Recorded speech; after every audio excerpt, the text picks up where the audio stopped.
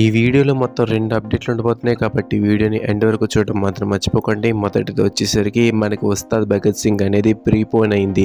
Movies అన్ని post phone అవ్వడం common, prepone చాలా తక్కువ సార్లు అవుతుంటాయి. సో మనకి దురంధర్ 2 ఏదైతే క్రాష్ ఉందో దాన్ని తట్టుకోలేక టాక్సిక్ వెనక్కి జూన్ 4th పోస్ట్ పోన్ అయిపోయింది. దాన్ని క్యాష్ చేసుకోవడానికి ఉస్తాద్ భగత్ సింగ్ అయితే మే 28న రిలీజ్ అవ్వాల్సింది మే 18న రిలీజ్ అయిపోతుంది. ఆల్రెడీ మైత్రి మూవీ మేకర్స్ డిస్ట్రిబ్యూటర్స్ అందరితో కూడా మాట్లాడుతున్నారు.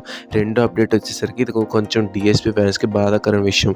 అదేంటంటే డిఎస్పి గారు ఏదైతే బ్యాక్గ్రౌండ్ స్కోర్ మొత్తం కంపోజ్ చేశారో మూవీకి, దాన్ని మొత్తాన్ని కూడా తుడిపేసి తమన్ గారిని అయితే తీసుకొచ్చారు. ఒక నోట్ రాస్తూ రిలీజ్ చేశారన్నమాట. అంటే డిఎస్పి గారికి ఉన్న కమిట్మెంట్స్ వల్ల మేము తమన్ గారిని తీసుకొచ్చాం అది ఇదని. ఇది ఫస్ట్ టైం కాదు, మైత్రి మూవీ మేకర్స్కి డిఎస్పికి ఎప్పుడు పడట్లేదు. ముందుగాన గుడ్ బ్యాడ్ అగ్లీలో మ్యూజిక్ డైరెక్టర్ అని చెప్పి తర్వాత జీవి ప్రకాష్ని తెచ్చారు. దాని తర్వాత పుష్పలో సాంగ్స్ అన్ని డిఎస్పి చేతి కొట్టించి బీజిఎం తమన్ ఇంకా శామ్సియస్ని వాడారు.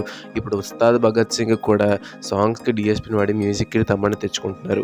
సో ఇప్పుడు డిఎస్పి గారి సిచ్యువేషన్ ఎంత వరస్ట్ చెప్పారంటే, తమన్ గారు ఒకసారి పాడ్కాస్ట్లో చెప్పారు, పుష్పకి దేవిశ్రీ ప్రసాద్ గారికి ఏదైతే అవమానం జరిగిందో అది ఏ మ్యూజిక్ కంపోజర్కి జరగకూడదని. సో తమన్ గారికే తెలుసు ఇప్పుడు తన కొట్టిన బీజిఎం మొత్తం పక్కన పెట్టేసి వేరే డైరెక్టర్ తెప్పించుకోవడని. అంతేకాకుండా హరీష్ శంకర్ గారు ఉస్తాద్ భగత్ సింగ్ సాంగ్ ఆరవ్ ఉస్తాద్ రిలీజ్ చేసినప్పుడు దేవిశ్రీ ప్రసాద్ ఎంతోమందిని స్టార్స్ చేశారని అదని ఇదని పొగిడారు. మరి ఇప్పుడు హరీష్ గారు ఏం చేస్తున్నారు మ్యూజిక్ డైరెక్టర్ని మారుస్తుంటే? సో మనకి కమిట్మెంట్స్ ఉన్నాయి అవి ఇవి అని చెప్పడం అంతా కూడా అవుట్కే అని చెప్పి మనకి తెలుసు. ఇదంతా కూడా ఇన్సెట్ వేరేగా జరిగింది. డిఎస్పి గారు బీజిఎం వరకు నచ్చలేదు. సో అందరి వాదన ఏంటంటే డిఎస్పి గారికి మైత్రి మూవీ మేకర్స్ 2 సార్లు గుడ్ బ్యాడ్ అగ్లీ అలాగే పుష్పలో ఇంత చేశాక కూడా ఎలాగా మళ్ళీ ఉస్తాద్ భగత్ సింగ్ చేశారు? సిగ్గు మనవాడికి ఉండాలి, లేకపోతే మూడోసారి ఎందుకు వెళ్ళాడు అది ఇదని.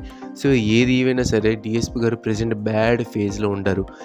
తమన్ గారు చెప్పినట్టు ఇది ఏ మ్యూజిక్ డైరెక్టర్ కూడా రాకూడదు. మరి తమన్ గారు ఎలాంటి మ్యూజిక్ ఇస్తారో ఇలాంటి ఎంటర్టైన్మెంట్కి చూడాల్సి ఉంటుంది.